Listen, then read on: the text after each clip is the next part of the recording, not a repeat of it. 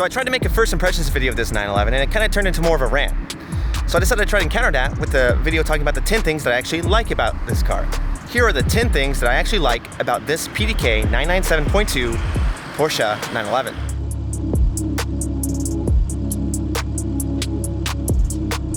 I've always been attracted to round headlights. I feel like it offers up more opportunity for customization with LEDs and that kind of thing. And I think it makes them stand out in a sea of cars trying to look more aggressive than they really are. Lexus, that's a key point here. Porsche doesn't need to look aggressive. The consumers come to the table with that expectation firmly in mind. Never have I felt such a strong emotional connection to the design of a car, particularly the whole back portion. My favorite part is the way this rear quarter panel curves into these C-pillars. Something about it elicits a very emotional reaction from me that's kind of hard to put into words. The wheels are lightweight and classic in design. They're well done OEM wheels.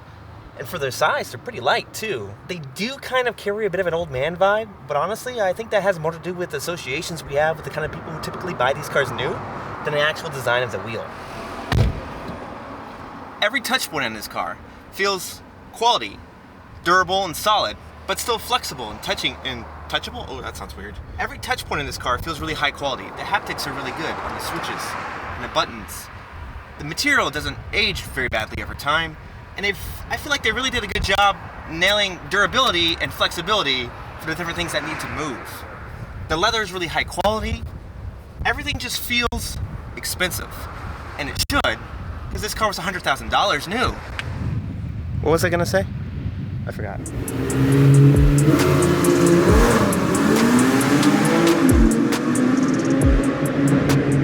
If there's one thing that'll turn any grown man into a child, it's launch control.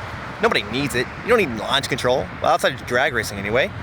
But have you ever heard someone say, man, I wish you would stop putting launch control in these cars. It's so annoying. No, you haven't.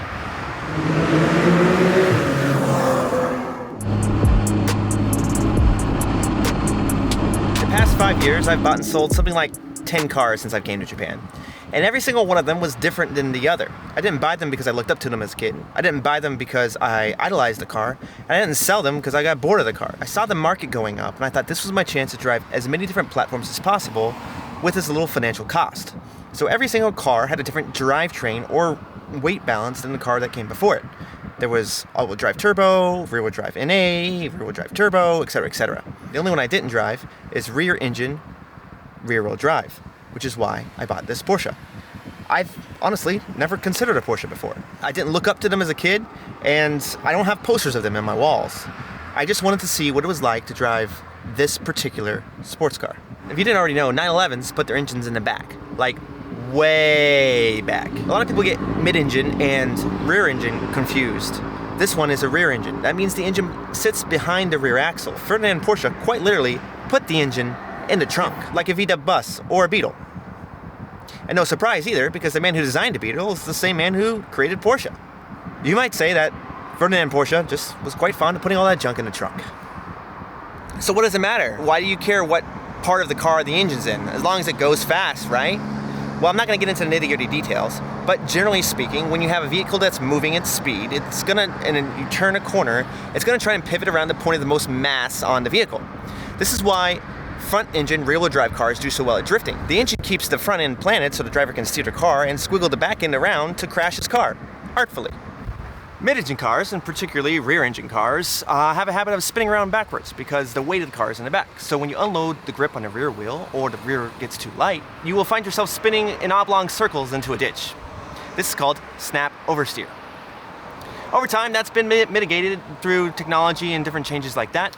So if that inherent aspect about this type of dynamic is a bad thing, and we have to develop all this technology to fix it, then why not just build a more organically sensible car by putting the engine up front?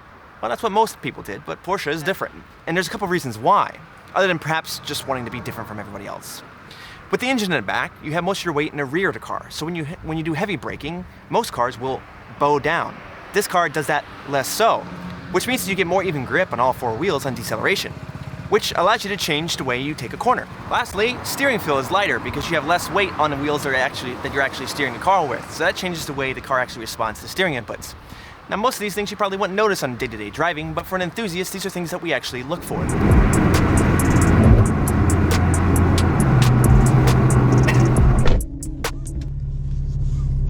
talk while I drive.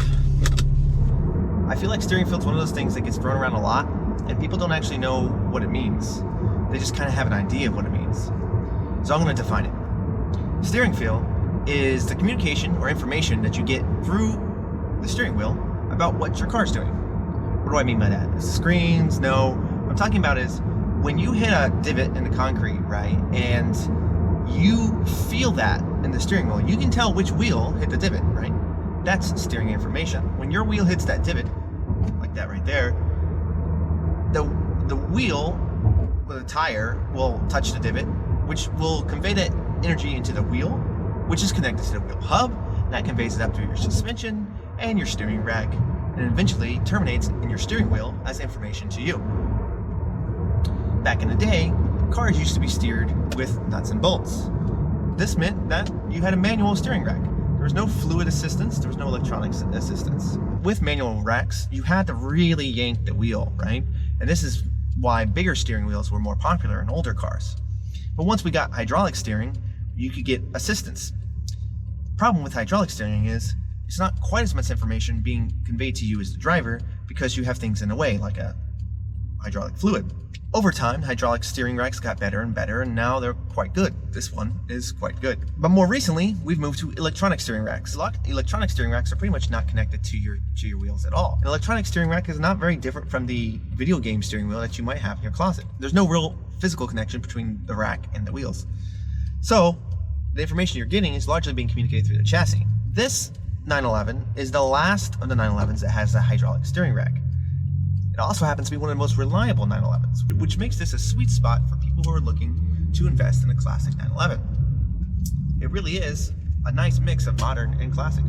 If you were looking for a high-end sports car, between the electronic steering, the larger size, and all additional nannies that came in the 991, the 991 might have disappointed you. Many people held on to their 997s for that reason. While that may make the 991 a bargain buy in the future, in the far future, it certainly makes the 997 a good buy today.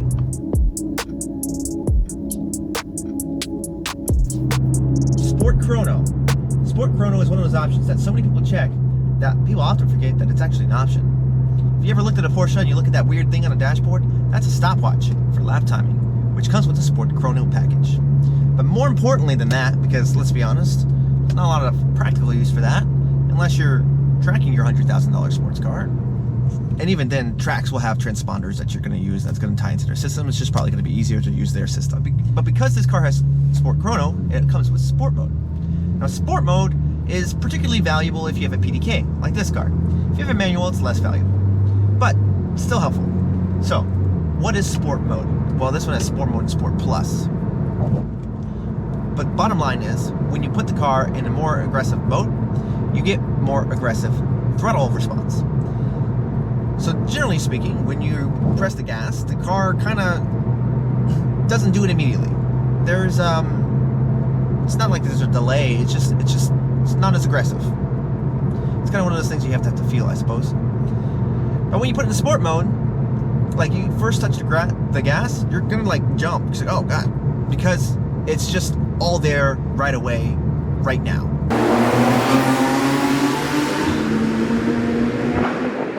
So it does that. But more importantly than that, stopping quickly. More importantly than that, for PDKs, it messes with the timing of the transmission. So basically, putting it in sport mode is kind of like tuning the transmission. You're telling the transmission that you're going to be more aggressive now. So normally it shifts for gas mileage. In sport mode, it'll shift for power band. It'll shift later and hold RPMs higher, which allows you to get more power and noise and fun out of the car. Also, the gear shifts happen more quickly. It actually shifts lazily in regular mode, and when you put it in sport mode, it shifts more snappily. This does not solve my previous stated issues about why I don't like this transmission, but it is better in sport mode. If you have a manual, you'll get the throttle response, but obviously you're in control of the transmission, so it's less valuable to you.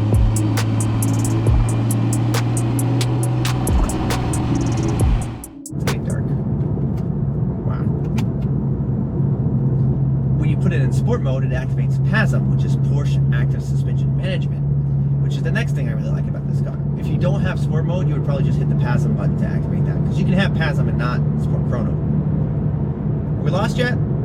We're just getting started. Just wait till we talk about the PSM. We'll get there. We'll get there. Okay.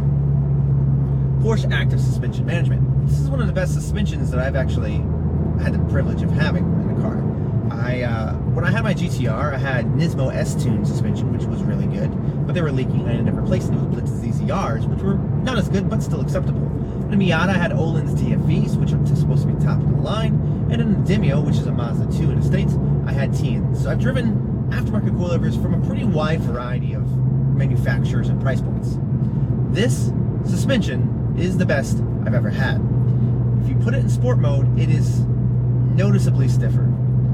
All of those suspensions that I had did have adjustable dampers, but honestly, it wasn't significantly noticeable. This suspension is actually quite comfortable in regular mode. It's a little bumpy, but I would compare it to a Focus ST, not the RS. But when you put it in sport mode, now you're in a Focus RS suspension, and it's pretty uncomfortable unless you're on track or you don't have the presence of mind to worry about how comfortable it is because you're trying not to die. If you were to contrast this suspension with the Öhlins, which are supposed to be top of the line and cost more than the Porsche PASM, I think the Porsche PASM has a greater difference between stiff and not stiff than the Öhlins offered me. And it could be because the Miata was too light to really compress them. That's possible. But this isn't a heavy car either. It's getting dark, so I'm probably going to have to pull over to finish this. But for this next one, I figured I should do it while I'm driving. Alright, so the next thing I love about this car is the sound. That was one thing I didn't really like so much about the 660. It didn't sound very good. This car, it does.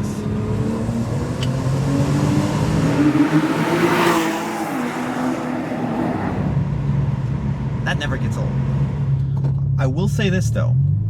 This is the 997.2, which I prefer, but the 997.1 sounds better. And this is aftermarket exhaust, a tasteful aftermarket exhaust. The stock exhaust sounds like a Corolla. You can look it up on YouTube, but don't be in a hurry. It's pretty underwhelming. It got dark, so I came to the parking garage. We got 3 more things. We're almost there. Next is the weight. So when I got this car, it felt huge. I'd never driven a car, this sports car this big before, I thought. Then I looked up the actual dimensions of it, and it only weighs 3,100 pounds. It weighs less than an Altezza or an IS300.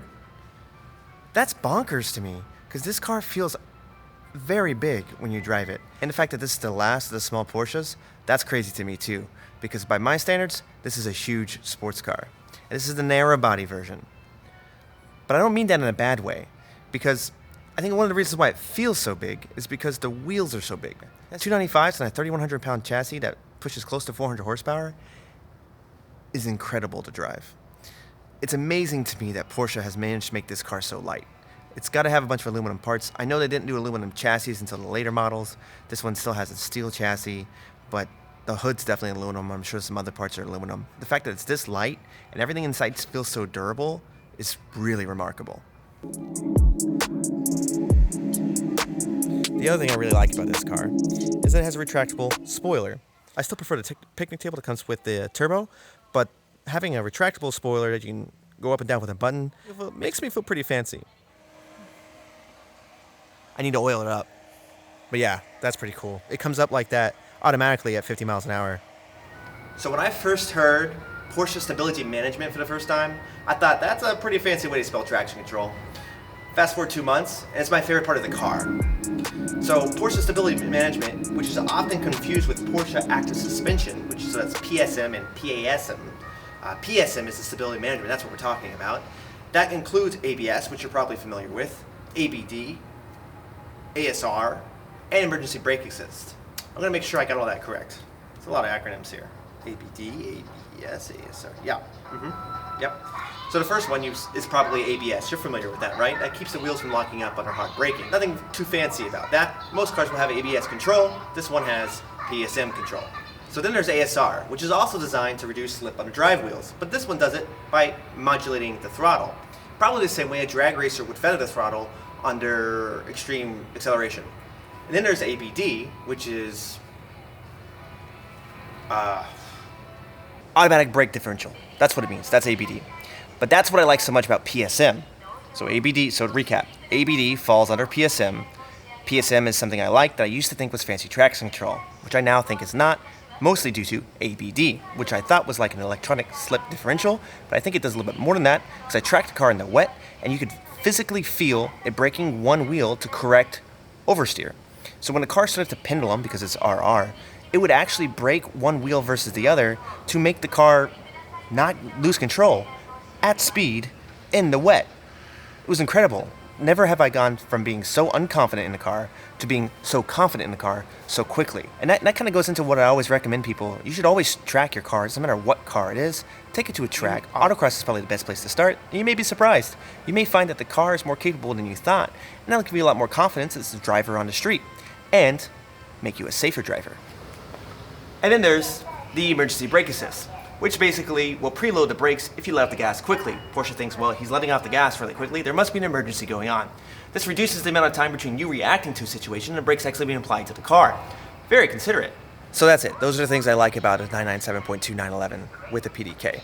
Would I recommend someone buy one? Absolutely. Am I glad that I had the opportunity to own one? Absolutely. Will I keep it long term? Probably not. Does that mean that somebody else shouldn't? Absolutely not. Bottom line is, this is an incredible car for the money. This was $40,000.